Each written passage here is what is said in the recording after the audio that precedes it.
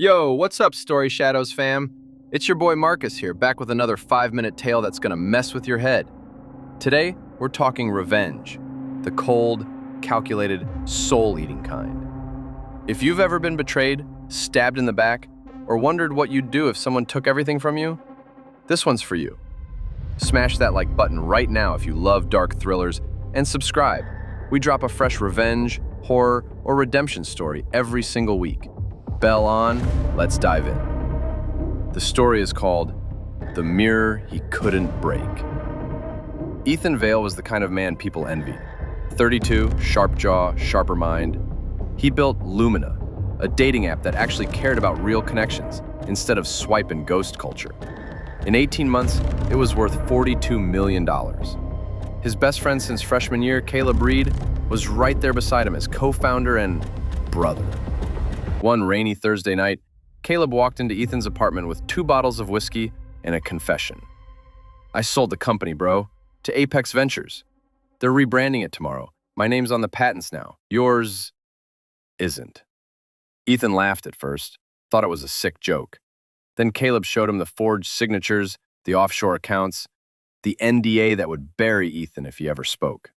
By sunrise, Ethan had lost his company, his reputation, his fiancée, who believed Caleb's story that Ethan had been skimming money, and the only family he had left, his little sister who was using Lumina's health insurance to fight cancer. Ethan didn't scream, he didn't cry. He just looked at Caleb and said, "See you around." For 3 years, the world thought Ethan Vale had disappeared. Some said he jumped off a bridge. Others said he was in prison. None of them knew he was 3 blocks away from Caleb's new penthouse, living under the name Noah Shaw, working as a quiet junior developer at the very firm that bought Lumina. Every single day he smiled at Caleb in the elevator. Every single day he fed the system tiny, invisible lines of code no one would ever notice. He started small. Week 1, Lumina's new perfect match algorithm suddenly started pairing people with their worst exes. Reviews tanked. Month 3, Caleb's private photos, the ones he thought were safely deleted, began appearing in this suggested profiles section for every investor's wife. Caleb laughed it off in meetings. The investors didn't. Year 1. Ethan made sure every single press release Caleb wrote contained a hidden watermark that traced back to an old scandal Caleb had buried involving a college girl who never got justice. One journalist found it, then another. Then it was trending. Caleb started drinking again. Caleb started seeing a therapist. Caleb started checking every mirror twice because he swore someone was watching him. But the final move? That was poetry. On the night Lumina 2.0 was supposed to launch, the app Caleb swore would make him a billionaire, Ethan sat in the control room wearing a janitor's uniform, heart steady as stone. He flipped one switch. Every single user who opened the app that night received the exact same message, written in the calm, polite tone Ethan used to use when he still believed in people. "Hello, this app was built on stolen dreams and a broken friendship. Tonight it dies. Everything you ever shared here is now public, including the man who stole it. Check your gallery." The servers screamed. Investors fled. Caleb's phone wouldn't stop ringing. At 11:47 p.m., Caleb stood on the roof of his own building, wind whipping his expensive coat, staring at the city lights he thought he owned. A voice behind him said, "Hey, Caleb." Caleb turned.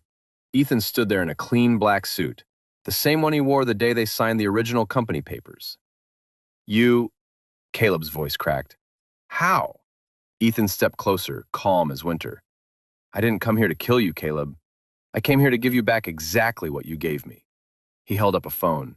On the screen was a live feed. Caleb's mother watching the news, his little brother crying in the background, the girl from college finally speaking out. "I took everything that made you feel safe," Ethan whispered. "Now you get to live with what's left. Just like I did." Caleb dropped to his knees. Ethan looked at the man who used to be his brother and felt nothing. He turned and walked away. The last thing he ever said to Caleb was, "See you around." Ethan disappeared again the next morning. Some say he's still out there watching. Some say revenge didn't free him. It just made him the new monster in someone else's story. But that's the thing about revenge, fam. It never really ends. It just waits for the next mirror to crack. Whew. That one hit different, didn't it? Drop a comment right now. Would you go full shadow mode for revenge? Or would you walk away? Be honest.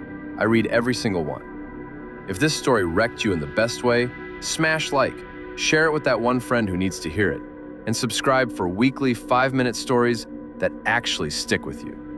Next week, we're doing a ghost story that's so real people are saying it happened to their cousin. You don't want to miss it. Until then, stay sharp, stay shadow, and remember, the best revenge is the one they never see coming. I'm Marcus. This is Story Shadows. I'll see you in the next one. Peace.